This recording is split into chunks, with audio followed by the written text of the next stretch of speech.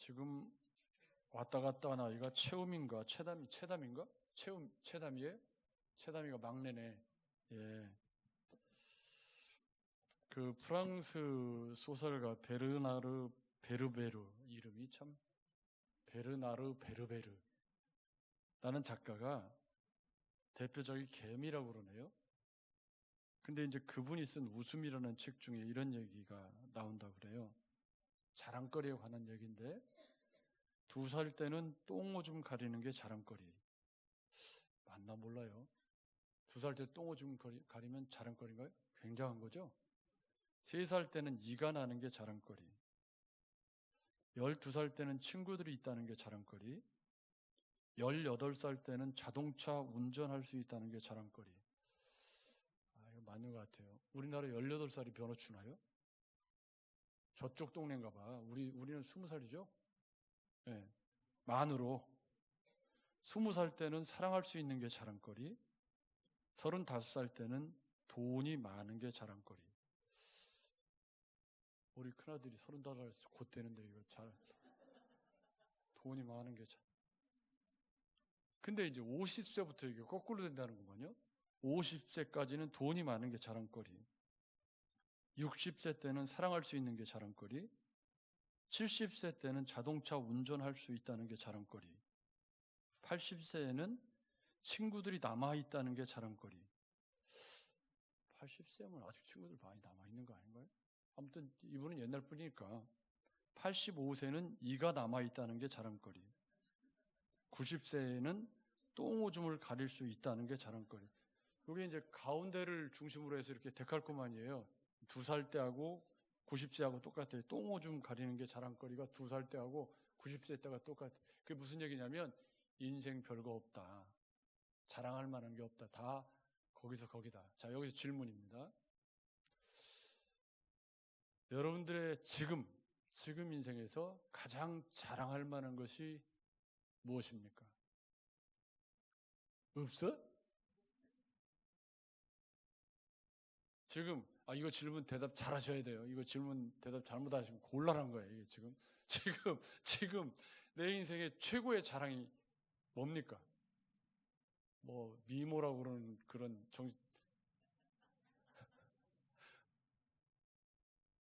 뭐가 여러분 인생의 최고의 자랑거리입니까? 자, 질문을 바꿔볼게요. 그러면 그리스도인으로서 지금 내 인생의 가장 큰 자랑은 뭡니까? 사실 이 두 질문 같은 건데요. 여러분들이 첫 번째 질문에 함정이 좀 있어서 아마 속으로 뭐 이상한 답변 하신 분들은 회개하십시오. 네. 첫 번째 질문의 의도는 그거였어요. 두 번째 질문을 염두에 두고 한 거예요. 그러니까 그리스도 안에서 우리의 자랑이 뭡니까? 그런데 오늘 이 로마서가 유대인들의 자랑 이야기를 하고 있습니다. 여러분, 유대인들의 한평생 자랑이 뭐죠? 내가 아브라함의 후손이고 8일 만에 할례를 받았고 율법을 잘 지키고 있다는 게 그들의 최고의 자랑. 사도 바울이 뒷날 자기 이야기할 때 내가 아브라함의 후손이고 8일 만에 할례를 받고 가말리엘의 문화에서 이렇게 받았다, 뭐 양육받았다, 이런 걸 자기 이렇게 나도 자랑할 만한 것을 목록 속에 쭉 얘기를 했던 거거든요. 그런데 문제는 그렇게 아브라함의 후손이고 뭐 또 뭐 모태 신앙이고 뭐 어쩌고 하면서 자랑은 많이 하는데 지난주에 살펴본 그들의 삶을 보면은 율법을 가지고 있다고 하면서 잘 안 지키는 거예요. 그 대표적인 게 이제 고르반 같은 거, 뭐 이런 거 있죠.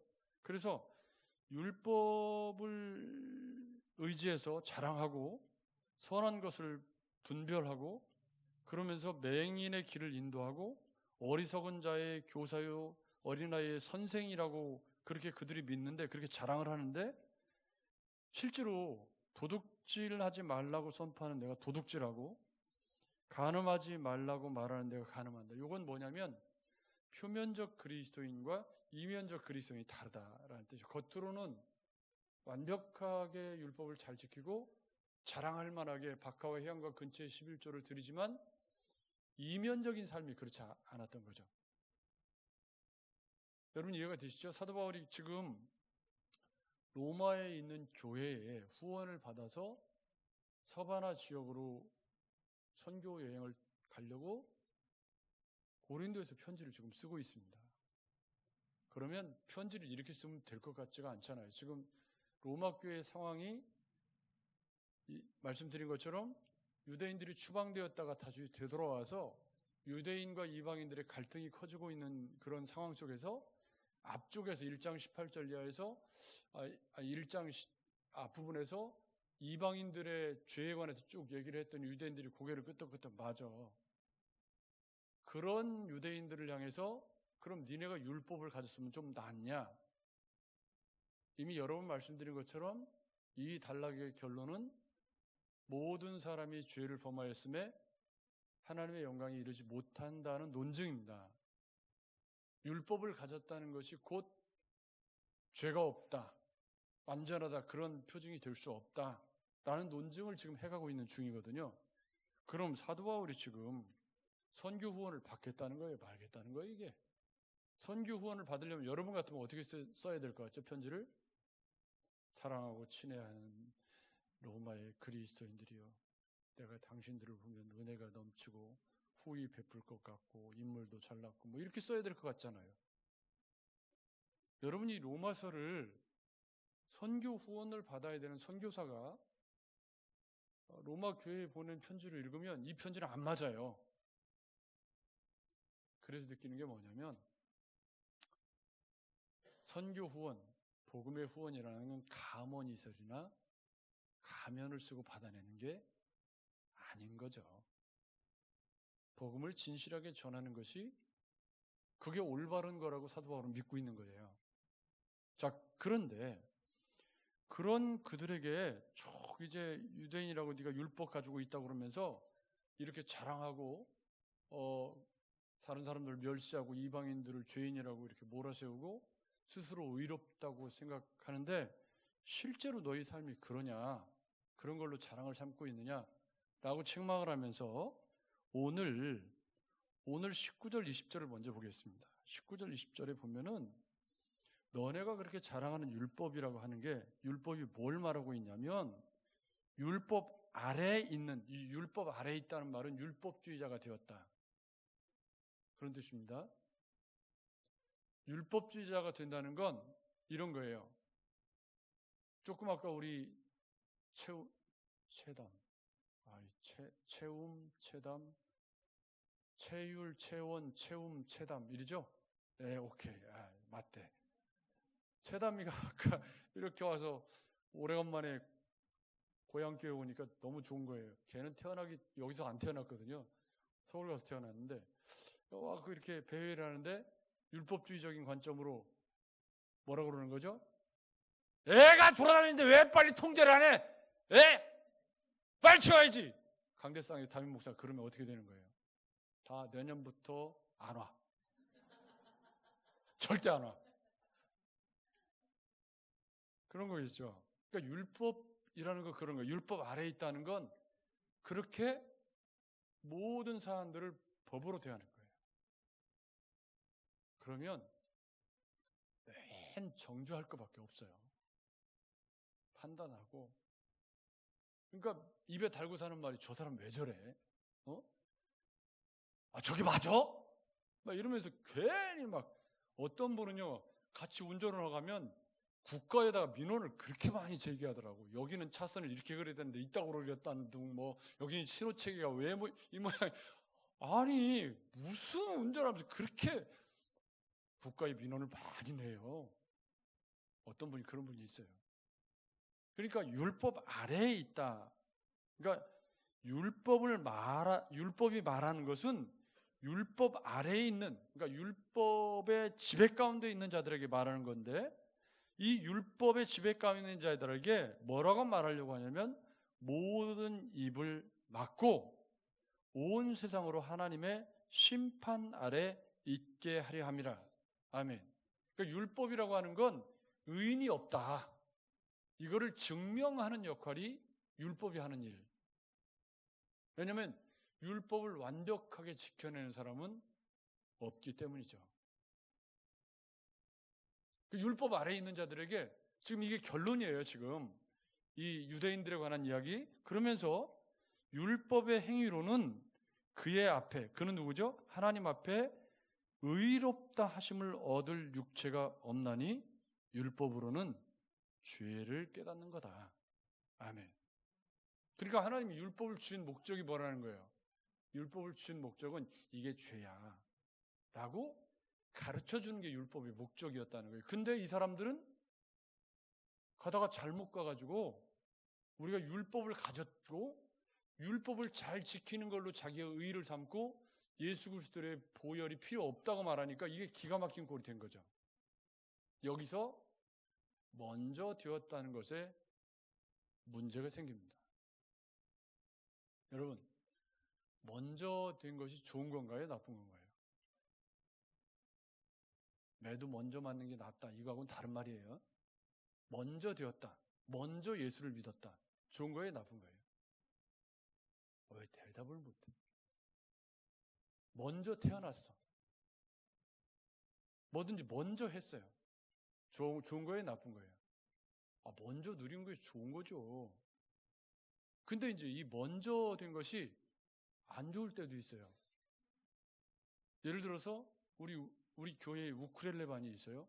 이번 동전주의 여전도의 연합회 찬양대회에서 우승한 팀이야. 야, 역사를 썼어요. 박수 한 번 안 치나? 야, 거기에는 시스루 그 빨간 옷도 기여를 많이 했다고 그러더라고. 어쩌거나. 그런데 먼저 우쿨렐레 반에 입문을 한 거예요. 먼저. 근데 아직까지 G코드, C코드를 못 쳐. 제일 먼저 입문했는데 그거 어떻게 되죠? 먼저 된 것이 부끄러움이 되는 거죠. 그 먼저 돼서 먼저 축복을 받았으면 그 축복을 누려서 지금 막 딩가딩가 하면서 막 이렇게 해야 되는데 먼저 하기는 했는데 가다가 새길로 갔어. 그러면 먼저 된 것이 뭐가 돼요? 축복이 아니라 부끄러움이 되는 거죠. 여러분 먼저 태어났어요. 먼저 태어났어. 그러니까 먼저 태어나가지고 먼저 어른이 됐어요. 근데 사는 게 먼저 태어난 것 같지가 않아. 철이 없어. 그땐 몰랐어요. 이러고 계속 이런 건 좀 웃어줘야 되는 건데.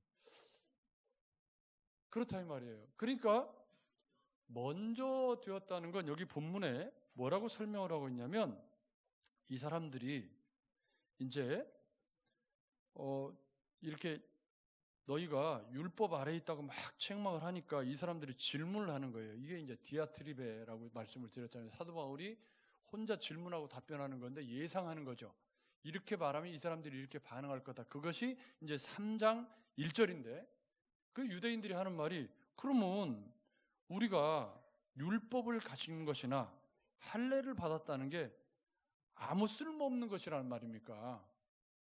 이 말은 뒤집어 말하면 먼저 우리가 믿고 먼저 율법을 받아서 이렇게 율법주의자가 되고 율법 아래에 있고 잘못된 길로 간 거예요. 가다가 잘못된 길로 갔는데 그 잘못된 길로 갔다는 걸 쭉 설명을 하니까 이 사람들이 하는 말이 아니 그럼 하나님 우리한테 율법을 주시고 할례를 받았다는 게 아무 쓸모없다는 말입니까? 아니라는 거죠. 아니라는 거예요. 범사에 많다. 먼저 된 게 좋죠. 뭐냐면 우선은 그들이 하나님의 말씀을 받았다. 이 질문은 뭐냐면 모태신앙이 좋은 것이 하나도 없다는 말입니까? 또 수십 년간 남들보다 먼저 예수를 믿고 신앙생활하는 것이 전혀 유익이 없다는 말입니까? 이런 질문하고 똑같은 질문입니다. 여러분 모태신앙이 좋은 건가요? 나쁜 건가요? 부모 입장에서 보면 엄청 좋은 거죠. 우리 아이들이 모태신앙을 뛰어넘어서 목사의 아들, 딸로 평생을 지금 살고 있습니다. 쟤네들한테는 이게 가끔 형벌일 때도 있어요. 그럴 수도 있겠죠? 그렇지만 지나고 나면 아마 인생을 조금 더 살고 본인들이 가정을 이루고 나면 이게 얼마나 큰 복인지를 알 거라고 저는 생각하는데, 제가 늘 감사하는 건 그래도 우리 두 아들들이 이렇게 어그러지지 않고 지금도 방송실에 저러고 잘 있어서, 제가 왜 방송실에 있다는데 그렇게 크게 혼나? 우리 김응용 집사네는 아들, 딸이더라고. 이야, 200만 점짜리예요. 아들, 딸. 넷이나 되고, 우리 시대에 아주, 여러분 박수 한번 쳐주세요. 정말 귀하고 귀하다. 귀하고 귀하죠. 넷. 야, 그것도 아들, 딸. 야. 아들, 딸, 아들이라고? 아니, 막내 지금 저기 태담이가 누구야? 딸이에요? 머리를 근데 저렇게 단발하고 다녀? 헷갈리게. 아들이에요, 걔가? 헐. 여러분, 요 앞에 지나다니는 애가 아들이래요. 깜빡 속았네. 아, 그럼 채원이가 진짜 효녀구나. 그러네요. 자, 그러니까 사도 바울이 그럼 우리가 율법 가진 게 아무 유익이 없단 말이에요? 이런 질문에 대해서, 아니, 너네가 하나님의 말씀을 먼저 받았고 또 어떤 자들이 믿지 아니했으면 어떻게 되겠냐? 그러니까 모태신앙이 굉장히 유익한 것이다. 하나님이 율법을 주셨고, 그리고 너희에게 하나님을 선택받은 민족으로서 메시아가 오시는 복을 받았다. 이게 너희가 받은 축복이다. 그러니까 그 두 번째 질문, 그러면 3절입니다. 그러면 하나님의 미쁘심을 패하겠느냐, 이 질문은, 아니 그렇다면 우리를 하나님의 백성 삼으시고 율법을 주신 하나님이 잘못된 거 아닙니까? 왜 우리 보고 잘못됐다고 그러는 겁니까? 이 질문이 3절 이하의 질문입니다. 하나님을 신뢰할 수 없다. 하나님이 우리를 약속의 자녀로 삼으시고 우리에게 율법을 주셔놓고 율법대로 살아온 우리를 너희 잘못 살고 있다, 이렇게 말하는 건 하나님이 신실하지 않은 거 아닙니까? 이런 질문입니다. 이 질문은 이렇게 생각을 해볼 수 있습니다. 아브라함 시대에 아브라함 한 사람을 택하신 하나님이 불의하시냐? 어려운 질문입니다. 그죠? 우리 시대에도 누구는 구원받고 누구는 구원받지 못하고 있잖아요. 복음을 아무리 전해도 안 되는 사람은 안 듣고, 신랑을 아무리 신앙생활하게 하고 싶어도 그 억지로 되는 일이 아닙니다. 오늘 우리 소영이가 알토를 혼자 하는데 이 소프라노 성훈이가 없으니까 뭔가가 허전한, 둘이 있어야 소프라노 알토가 다 밸런스가 좋고 그냥 이쁜데 하나가 없으니 어디 갔노? 그러니까 사실은 하나님이 이 질문을, 노아를 선택하신 하나님이 불의하신 거냐, 유대인들을 선택하고 그들에게 율법을 주신 하나님이 불의하냐라는 질문에 대해서 그럴 수 없다는 거죠. 유대인들이 율법에 순종하지 못한 죄로 인해서 하나님이 심판을 받게 된다면 그것은 오히려 하나님을 신뢰할 수 있는 좋은 증거가 된다라는 게 5절, 6절의 설명입니다. 그러면서 만약 유대인들의 불순종이 하나님의 의로우심을 드러낸다면 오히려 우리가 잘못 산 것이 하나님 편에서 잘된 일이 아닙니까? 라는 질문이 5절, 6절을 또 떠받치고 있습니다. 아무튼 이게 논리를 세워간다는 건 참 어려운 건데, 모든 문제는 유대인들이 먼저 축복을 받았는데 그 축복을 뭘로 바꾼 거예요? 율법주의로 바꾼 거예요. 잘못 간 거죠, 길을. 율법을 주신 본래의 목적은 19절, 20절에 있는 것처럼 그것으로 절망하고 몽학선생이신 예수 그리스도를 대망하도록 율법을 주셨는데, 그 율법을 잘못 해석하고 잘못 이해해서 우리가 율법을 지키는 것이 우리의 자랑이 되고 할례를 받은 게 내 자랑이 되고, 그러면서 이방 것들을 이방 죄인들 하면서 멸시하고 개들로 취급하는 잘못된 신앙을 갖게 되었던 거죠. 그래서 로마 교회에 이방인과 유대인들이 싸우는데 문제가 심각해진 거예요. 그래서 사도 바울이 그런 먼저 축복을 받은 것은 더 잘 살아야 하는 이유가 된다. 결코 그렇지 아니하시니라. 만일 그러하시면 하나님께서 어찌 세상을 심판하겠느냐? 하나님이 불의하지 않다. 그러면서 나의 거짓말로 하나님의 참되심이 더 풍성하여 그의 영광이 되었다면 어찌 내가 죄인처럼 심판을 받으려라는 말이 맞아요, 틀려요? 다시요. 나의 거짓말로 하나님의 참되심이 더 풍성하여 그의 영광이 되었다면 어찌 내가 죄인처럼 심판을 받으려? 맞아요, 틀려요? 틀린 말이죠. 내가 잘못 살아서 하나님의 영광이 드러났다. 유대인들이 하는 말이에요. 우리가 율법주의로 잘못 살아가지고 하나님의 영광, 맞는 말이에요, 틀린 말이에요? 틀린 말이에요, 잘못된 말이에요. 여러분, 내가 잘못 살아서 하나님의 영광이 드러날 수 있나요, 없나요? 영광이 가려지죠. 그래서 그러면 선을 이루기 위하여 악을 행하자 하지 않겠느냐? 만약에 이 말이 맞다면, 그러니까 그럴 수 없다. 어떤 이들이 이렇게 비방하여 우리가 이런 말을 한다고 하니 그들은 정죄받는 것이 마땅하다. 그러니까 하나님은 우리가 내세울 수 있는 공로나 의에 대해서 이렇게 묻고 계십니다. 그것이 도대체 무슨 상관이냐? 종교적인 행위들을 그만두어라. 호세아서에 보면은 이렇게 하나님과 우상을 자리바꿈해서 맺는 삶의 열매가 막 온갖 잘못된 열매들이 맺혀진다는 얘기를 우리가 지금 묵상하고 있는 호세아서에 보면 이렇게 나옵니다. 그들이 이 하나님과 자리바꿈을 해가지고 이렇게 맺는 열매를 잘 맺어야 되는데 진실도 없고 인애도 없고 하나님을 아는 지식도 없고 땅이 슬퍼하고 뭐 이렇게 되었다. 이 결과에다가 오늘 본문을 딱 매칭시키면 이렇게 사는 것이 하나님의 의를 드러낸다면 우리가 잘 산 거 아닙니까? 이런 대답이 되는 거예요. 여러분 틀리는 거죠? 사도 바울이 혼자 질문한 거지만 그래서 9절부터 18절에 뭐라고 얘기하는 거죠? 모든 사람이 다 죄 아래에 있다. 그러니까 율법으로 이루어지려고 하는 사람들도 문제가 있고 이방인들도 문제가 있다는 것을 이렇게 이야기합니다. 그러면 어떠냐? 우리는 나으냐? 우린 누구죠? 사도 바울과 우리 다 포함하는 거예요. 모든 믿는 사람들, 우리는 유대인이나 헬라인이나 모두를 지칭하고 여기 우리 예수 믿는 우리까지도 이 땅의 모든 그리스도인들을 염두에 두고 스스로 특히 어떤 사람들요? 스스로 의롭다고 여기는 사람들.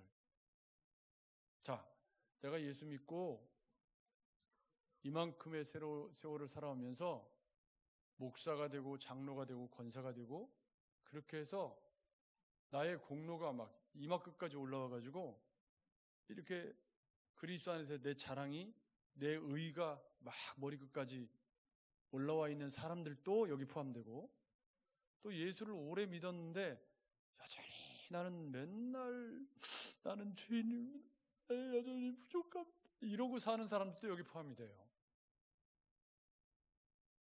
여러분 둘 다 문제죠? 올바른 예수를 만나면 주님 안에서 애통하는 애통의 크기가 커지는 것이라고 저는 생각합니다. 매일 우리가 말씀을 묵상하는 이유는 그 말씀이 우리 속에 들어와서 우리 안에 있는 죄성과 잘못된 것들을 비추어서 보여주는 거죠. 말씀의 거울이. 아멘. 그러면 그걸 들여다보고 내가 어떻게 하는 거예요? 끌어안고 기도하는 거잖아요. 주님, 제가 정말 이렇게 살면 안 되는 건데 어제도 제가 조금 더 봉사를 했으면 좋았을 텐데 어제 제가 조금 이기적으로 행동했는데 뭐 이런 것들이 이제 보이는 거예요. 사소한 말로 상처를 준 어제 제가 그 말을 안 했어야 되는데 그 말을 해가지고 그 사람에게 상처가 되지 않았을까? 이런 깨달음들이 속에서 이렇게 말씀의 거울에 비춰볼 때 새록새록 이렇게 드러나서 그것을 끌어안고 애통해야 하는 게 정상적인 그리스도인이 가는 길입니다. 율법도 원래 기능이 그거였거든요. 율법도 기능이. 그리고 또 말씀의 거울 앞에 나를 비춰보니까 조금 내가 더 했어야 되는데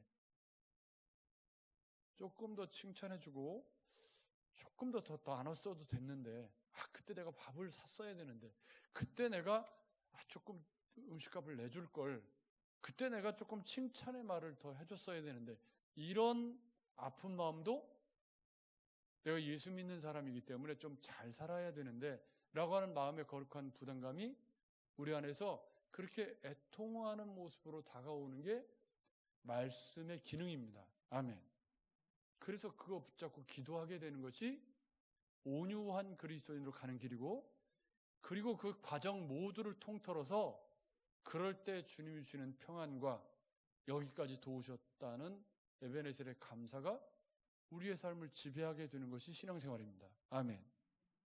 거기에는 나 같은 죄인을 값없이 은혜로 구원해 주신 주님의 은혜가 밑바탕에 깔려 있고, 그 은혜를 간직하고 살아가는 그리스도인이 주님을 닮으려고 하는 그런 거룩한 노력이 삶에 되어져서 그것이 말씀의 거울 앞에 이렇게 비춰질 때 내 안에 여전히 꿈틀거리고 있는 죄성과 연약한 것들이 이렇게 보여지고, 그것을 끌어안고 기도하게 될 때 조금 더 나은 그리스도인으로 성화의 길을 걸어가게 되는 거죠. 그럴 때 더 주님의 은혜가 크게 느껴지고, 그런 주님의 은혜가 어떻게 되는 거예요?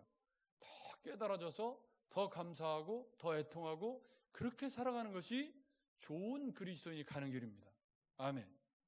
그러면 삶의 작은 일에도 주님의 은혜가 깨달아지고 감사해지고, 아프지 않은 것이 얼마나 감사해요. 어제 김장을 하는데 굉장히 많이들 오셨어요. 전에는 우리 장로님 건강이 좋으셔서 막 힘을 많이 쓰시고 그러셨는데, 이제 힘을 쓸 수 없으니까 다른 젊은 집사님들 많이 와서 막 다 옮기고 하는데 진짜 감사하더라고요. 저도 뭐 이제 열심히 했습니다만은, 이렇게, 근데 제가 김장을 이렇게 잘 마치고 하면서 이제 여기 올리고 막 이렇게 김치통이 많더라고, 올리려고 하니까.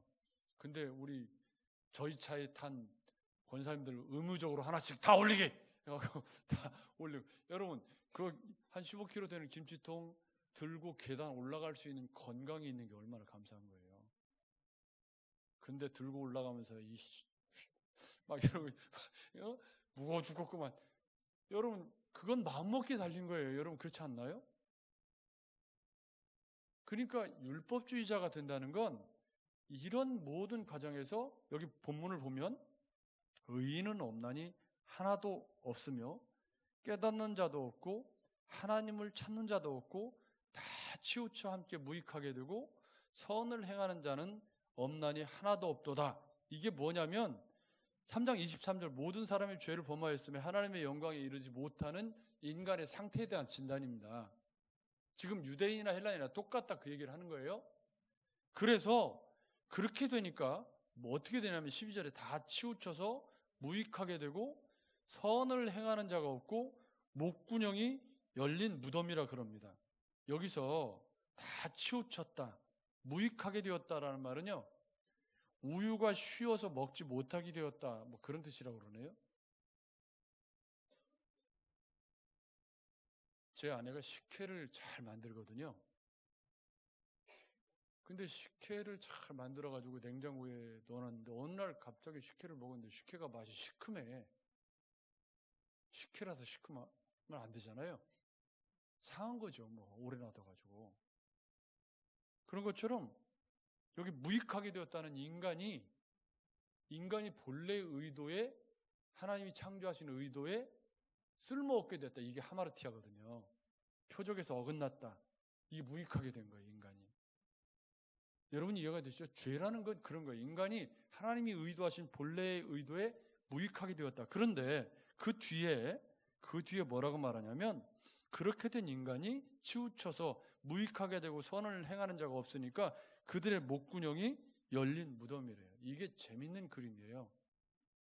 우리 주님이 독사의 자식들아 너희는 악하니 어떻게 선한 말을 할 수 있느냐, 이는 마음에 가득한 것을 입으로 말함이라. 그러면서 입에서 나오는 그것이 사람을 더럽게 한다. 입에서 나오는 것은 마음에서 나오는 이것이야말로 사람을 더럽게 하느니라. 마음에서 나오는 것은 악한 생각과 살인과 간음과 음란과 도둑질과 거짓 증언과 비방이니 이런 것들이 사람을 더럽게 하는 것이요 씻지 않은 손으로 먹는 것은 사람을 더럽게 하지 않는다라고 이야기합니다. 이게 무슨 말이냐면 주님의 진단입니다. 타락한 인간의 마음속에서 나오는 것이 훨씬 더 악한 것이다. 그런데 사도 바울은 뭐라고 말하냐면 치우쳐서 무익하게 된 인간이 목구멍이 열린 무덤이라 이럽니다. 유대인들은 마음이 가슴에 있다 그럽니다. 그래서 가슴으로 통하여 기관들이 목구녕, 혀, 입술 순서로 나옵니다. 가슴, 목구녕, 혀, 입으로 나오는 거죠. 그러니까 여기 보면 입은 저주와 이렇게 그들의 목구녕은 열린 무덤이요 그들의 혀는 속임을 일사르며 그 입술에는 독사의 독이 있고 그 입은 이렇게 연결이 된 거예요. 이게 순서가 그렇습니다. 가슴이 마음의 좌소라고 보고 이 마음에서 출발하면 이게 목구녕 거쳐서 혀 거쳐서 입으로 나온다. 그 순서대로 지금 써놓은 거예요. 그러면서 그들의 무덤이 열린 무덤이라는 건 우리 무덤은 이렇게 다 봉분을 해놓기 때문에 무덤이 열릴 일이 없어요. 근데 유대인들의 무덤은 불에다가 돌을 막아놓잖아요. 그럼 이 돌을 막아서 이렇게 예수님의 무덤은 임봉을 했잖아요. 요즘 같으면 실리콘으로 다 쏘겠지만 옛날에 그냥 막아놨죠. 근데 그 무덤이 열리면 어떻게 돼요? 안에서 사람도 죽어서 썩으면 썩는 냄새가 많이 나잖아요. 그러면 입이 열린 무덤이라는 건 뭐예요? 입에서 시체 썩는 냄새가 난다는 뜻이에요. 그러면 우리 말에 입에 걸레를 물었다 그 말하고 비슷한 표현인 거죠. 이게 지금 무슨 얘기냐면 저는 이렇게 생각해요.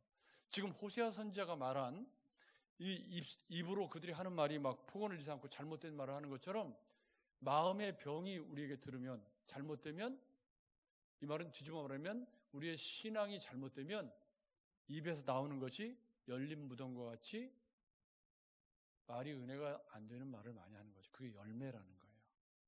타락한 인간의 잘못된 열매. 그러니까 두 가지를 점검하시면 돼요. 내가 먼저 예수를 믿었고 좋은 그리스도인이라면 내 입이 열린 무덤이 아니어야 돼요. 아멘. 그 먼저 믿은 사람의 축복이 뭐냐면 먼저 믿어서 예수가 내 안에 들어와서 그 예수가 내 안에 은혜를 끼쳐서 내가 사람들에게 축복의 말을 많이 해주고 은혜를 많이 끼치고 열린 무덤이 아니라 내 입술이 축복의 통로가 되는 그런 삶을 살아가는 것이 먼저 된 사람이 받은 축복이죠. 아멘. 근데 먼저 되기는 했다면서 어울림교회 24년 역사에 나는 개척 멤버야. 그러면서 개척 멤버라고 힘을 주면서 일마다 때마다 말 잘못해가지고 실수하고 넘어지고 시험 들게 하고 그럼 뭐죠? 열린 무덤인 거예요. 먼저 되었다는 건 책임도 따른다는 말이에요.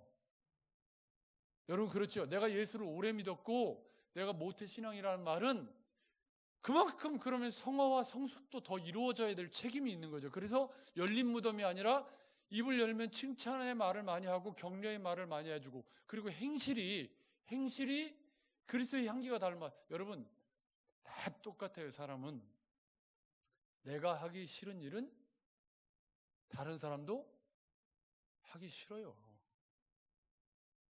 뭐 다른 사람은 그것에 은사가 있어서 그 일을 하는 게 아니고요. 다른 사람도 하기 싫은데 그걸 참고 누군가를 위해서 희생을 하는 것뿐이에요.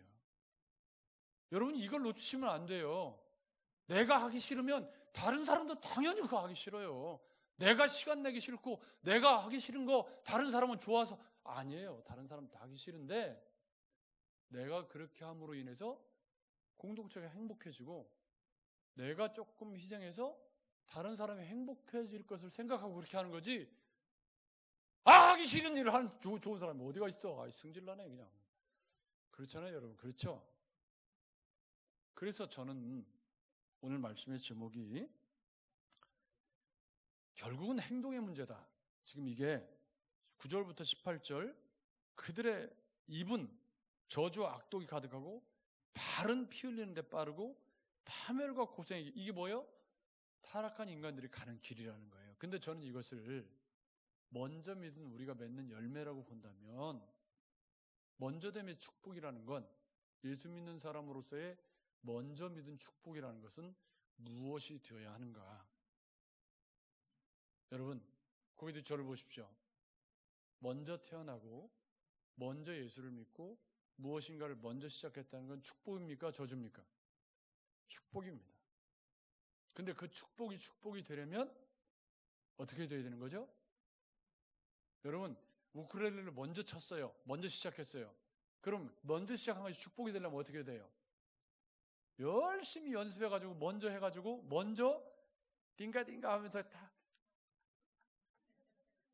이렇게 돼야 되는 거죠. 여러분 그렇죠? 기타를 중학교 때 배웠어. 중학교 때 배웠대. 그래서 입만 열면 나 중학교 때 기타를 배웠어. 근데 지금은 못 쳐. 그럼 그게 뭐예요? 그러니까 먼저 되었다는 건 분명히 축복입니다. 예수를 먼저 믿었다는 건 축복이에요. 그런데 그 먼저됨의 축복이 진정한 축복이 되려면 어떻게 되는 거죠? 열심히 말씀 묵상하고 열심히 예배 생활하고 은혜가 마음속에 있어서 입이 열린 무덤이 아니라 뭐가 돼야 돼요? 격려하고 칭찬하고 위로를 주고 사람들의 마음을 감싸주는 따뜻한 말이 되어야 되고, 그 다음에 여기 보면 발 뭐 이거 나오잖아요. 행동이 어떻게 돼야 돼요? 행동이 그리스도의 향기가 되고, 그게 먼저 믿은 사람의 축복이어야 하는데 유대인들은 그걸 어떻게 생각한 거예요? 먼저 믿은 축복을 뭘로 여긴 거예요? 율법을 뭐 잔뜩 만들어 내가 율법 지키고 내가 아브라함의 후손이고 이걸 자랑거리로 생각을 한 거예요. 잘못된 거죠. 사랑하는 여러분, 우리가 예수 믿은 지 오랜 세월이 지났고 먼저 예수를 믿어서 또 어울림교회의 24년24년, 저는 저쪽에 우리 노예에 있는 교회가 굉장히 오래된 줄 알았더니 거기도 54년밖에 안 됐더라고. 뭐 24년, 54년 좀 많긴 하네. 30년 차이가 나네요. 그러니까 먼저 되었어요. 교회가 오래되었어요. 근데 은혜가 안 되면 그건 다 소용이 없잖아요. 여러분, 우리 자신들을 돌아보시기 바랍니다. 인생의 나이가 먹었어요. 오래됐어요. 태어난 지가. 먼저 태어났어요. 근데 어른이 어른답지가 못해요. 마음 씀씀이가 어른답지가 못하고 말하는 게 어른답지가 못해. 여러분, 어른 되는 게 쉬운 게 아니잖아요. 어른 되는 게 어른 노릇이 절대 쉬운 게 아니에요. 딱 그 돈을 써야 될 타이밍에 어른이 돈을 못 쓰면 어른이 어른 대접 못 받아요. 저도 지금 노예의 어른이라서요. 이게 해야 될 때가 있어요. 그걸 못하면 뭐죠? 어른 대접 못 받아요. 그리스도인이 먼저 되었다는 건, 먼저 된 축복이라는 건 그리스도의 은혜가 우리 속에 먼저 들어온 거잖아요. 아멘. 그 은혜가 먼저 우리 속에 들어와서 우리가 먼저 은혜 받는 사람이 된 게 축복인 거죠. 아멘. 그러면 그 은혜가 시간이 지나면 지날수록 어떻게 돼요? 더 익고 성숙해져서 그 은혜가 열매를 맺어서 입이 뭐가 열린 무덤이 아니라 입이 향기로운 입술이 돼야 되고, 그리고 먼저 된 축복이 우리 속에 들어와서 예수 그리스도의 은혜가 더 녹익어져 가지고 행동하는 것이 더 은혜가 되는 모습이 되었을 때 그게 먼저됨의 축복이다. 아멘. 아멘. 유대인들처럼 먼저됨의 축복이 내가 뭐 할례 받았고 뭐 껍데기 뭐 어떻고 이게 아니라, 진정한 먼저됨의 축복이라는 건 뭐냐면 그 은혜를 먼저 많이 누리는 게 먼저됨의 축복인 거죠. 사랑하는 여러분, 예수 믿고 거듭나서 그런 먼저 된 사람으로서 주님의 은혜를 풍성히 누리는 주인공들이 되셔서 우리의 입술이 열린 무덤이 아니라 그리스도의 복음을 전하고 사람들을 세워주는 입술이 되고, 우리의 발이, 우리의 행동이 사람들을 섬기고 사랑하고 미랄이 되는 쓰임을 받는 그런 축복된 인생을 사시기를 주님의 이름으로 축복합니다. 하나님 아버지 감사합니다.